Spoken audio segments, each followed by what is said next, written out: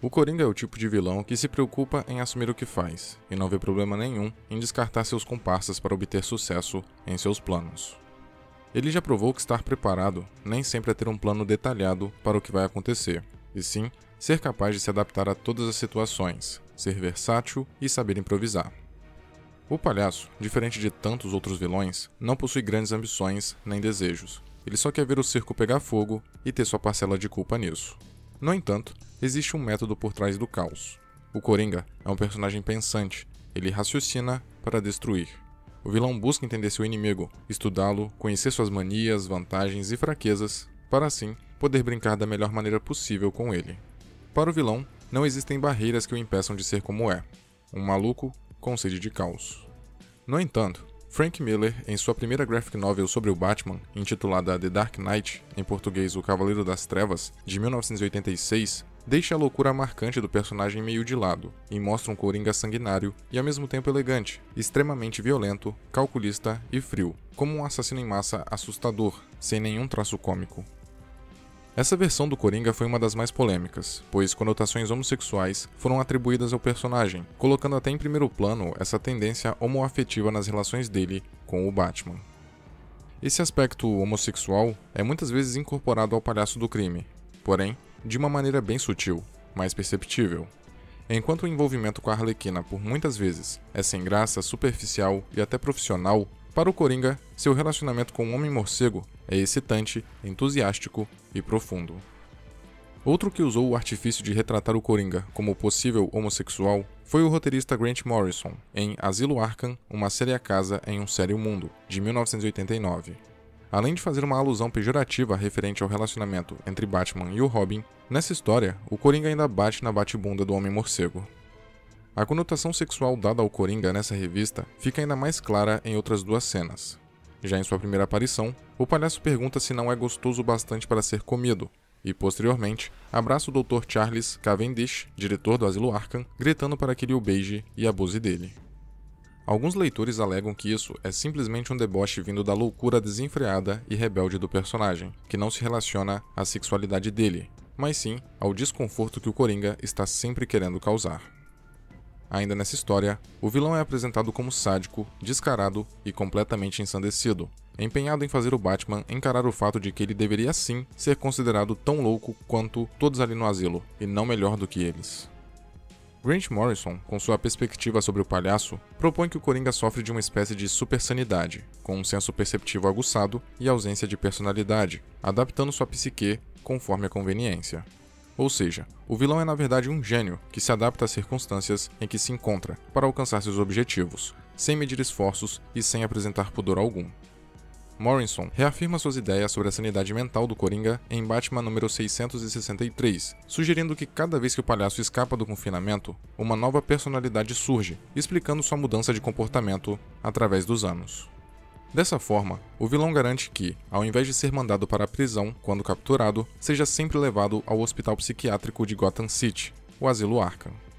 Originalmente criado para o tratamento de pessoas que sofrem de distúrbios mentais, como o próprio Coringa, o asilo acabou se tornando o destino da maioria dos vilões do Batman. E foi lá que o palhaço conheceu sua antiga psiquiatra, Harley Quinzel, posteriormente sua fiel companheira na loucura. Dentre os maiores feitos do Coringa, ele foi o responsável pela separação da dupla dinâmica original, ao quase matar o Robin, Dick Grayson, baleando-o no ombro. O menino prodígio sobreviveu, mas a quase morte do seu pupilo levou Bruce Wayne a prezar pela segurança dele, por temer perdê-lo em combate. Após esse evento, Bruce começou a agir cada vez mais solitariamente, isolando o garoto. E quando Dick se juntou aos Novos Titãs, a dupla praticamente chegou ao fim. Em outra ocasião, o Coringa invadiu o lar da família Gordon e baleou Barbara Gordon, a Batgirl original, deixando-a paraplégica. Em seguida, sequestrou o comissário Gordon, com o objetivo de torturá-lo e levá-lo à insanidade em um parque de diversões. Durante uma volta no Túnel do Amor, o comissário é forçado a ver várias fotos de sua filha nua e ferida, até que o Batman chega para salvá-lo. Pouco tempo depois, em Morte em Família, o Coringa tenta vender uma ogiva nuclear a terroristas e, na sequência, captura Jason Todd, o segundo Robin. Em posse do rapaz, o espanca com um pé de cabra até deixá-lo quase morto. Por fim, abandona o garoto junto a uma bomba que o mata com a explosão. Ainda nessa saga, o vilão tentou assassinar os diplomatas e líderes mundiais presentes numa Assembleia Geral da ONU. Em determinada história, o Coringa, ao perceber a importância de Lois Lane para o Superman, a envenenou, afirmando conhecer o antídoto, mas que não pretendia revelá-lo.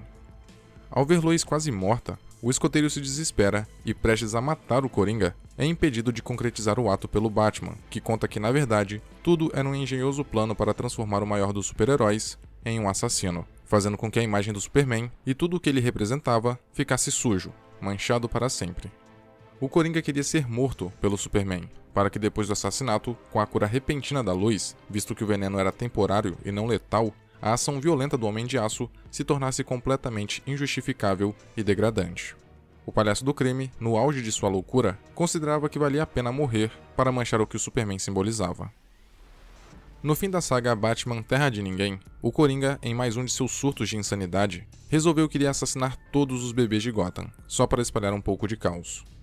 Quando Sarah, esposa de Jim Gordon, tentou intervir em seus planos, o palhaço jogou um bebê contra ela e, enquanto a personagem estava concentrada em pegar a criança, o Coringa atirou em sua cabeça. Durante a saga Imperador Coringa, Mr. Mxyzptlk, um ser que habita a quinta dimensão, quis dar uma pequena parcela de seus poderes mágicos ao Coringa, mas acabou enganado pelo palhaço, que roubou quase todos os poderes. Dessa forma, o palhaço conseguiu simplesmente dominar e brincar com todo o universo, subjugando até a Liga da Justiça, Darkseid, os Novos Deuses e todos os mundos existentes que queria, só sendo detido após o Superman mostrar como a sua fixação doentia pelo Batman era sua maior fraqueza. Em uma história mostrada em sua própria graphic novel, o Coringa, após ter deixado o asilo Arkham, encontrou a Arlequina trabalhando como stripper em uma casa noturna e não gostou nada do que viu. Como retaliação, tratou de arrancar a pele de Monte, dono da boate e grande nome do submundo do crime, enquanto ele ainda estava vivo, sendo deixado para morrer em cima do palco, na frente de todos. No clássico Cavaleiro das Trevas, de Frank Miller, após ser esfaqueado várias vezes na barriga, o Batman não vê outra alternativa a não ser torcer o pescoço do Coringa, o que o deixa tetraplégico, porém ainda vivo. Completamente imobilizado e rindo do fato do herói não ter tido a coragem de ir até o final, o palhaço consegue virar a cabeça, quebrando o próprio pescoço, ocasionando definitivamente a sua morte, enquanto solta uma última gargalhada sinistra. Em Batman do Futuro, O Retorno do Coringa, Bruce Wayne já está aposentado e quem assumiu seu manto foi Terry McGinnis. Inesperadamente, o Coringa ressurge e, surpreendentemente, continua com a mesma aparência jovem de anos atrás. Mais tarde, McGinnis se envolve em uma batalha com o palhaço, que revela que sobreviveu através de um chip que inseriu no cérebro de Tim Drake, que o transformava no próprio Coringa. Terry, eventualmente, derrota o vilão e remove o chip, permitindo que o antigo terceiro Robin retome a consciência. Na estreia do Coringa no universo dos Novos 52, o palhaço do crime já inicia a história brigando com um psicopata que se diz ser seu maior fã, e aparentemente queria matá-lo por isso. Encurralado por alguém muito maior do que ele, o vilão morde a veia jugular de seu atacante e depois o esfaqueia seguidas vezes, enquanto diz estar dando seu autógrafo. Mais tarde, o Coringa pede para ter seu rosto arrancado pelo vilão mestre dos bonecos e some por um longo tempo. Meses depois, o palhaço retorna para infernizar o Batman com seu bizarro rosto arrancado, amarrado por tiras de couro na cabeça e já em decomposição. Posteriormente, ele aparece com uma assustadora e nova face. Em Injustice, vemos um Coringa que, cansado de sempre perder nos próprios jogos com o Batman, decide mudar de adversário e direciona seus olhares para Metrópolis, lar do Superman.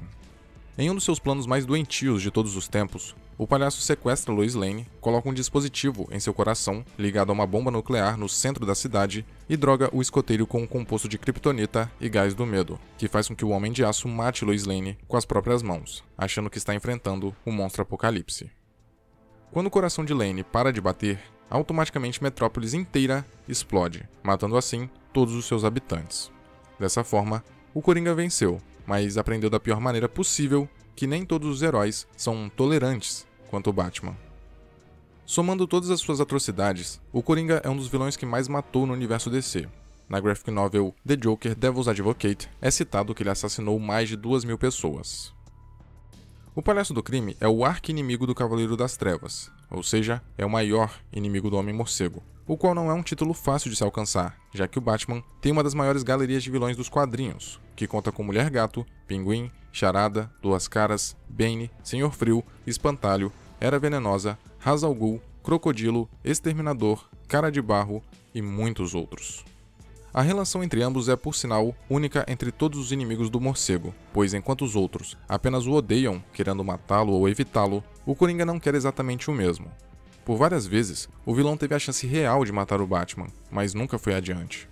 Em contrapartida, sempre faz questão de causar muita dor e sofrimento a ele, usando as pessoas que o rodeiam como forma de atingi-lo, como fez com Jason Todd e Bárbara Gordon. Na história O Homem que Ri, vemos um Batman inexperiente e não muito ágil por estar relativamente no começo de sua carreira, lutando para descobrir quem é o Coringa e como derrotá-lo. Na sua primeira aparição pública, o palhaço começou a matar a elite dos ricos de Gotham usando uma toxina que os levava a rir histericamente antes de morrer, com um sorriso rígido e desagradável em seus rostos.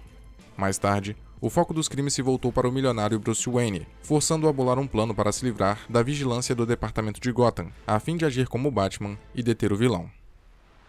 Nos quadrinhos dos anos 80 e 90, os encontros do Batman com o Coringa foram marcados por um jogo de gato e rato, em que gradativamente se tornava mais difícil distinguir qual dos dois era o mais insano.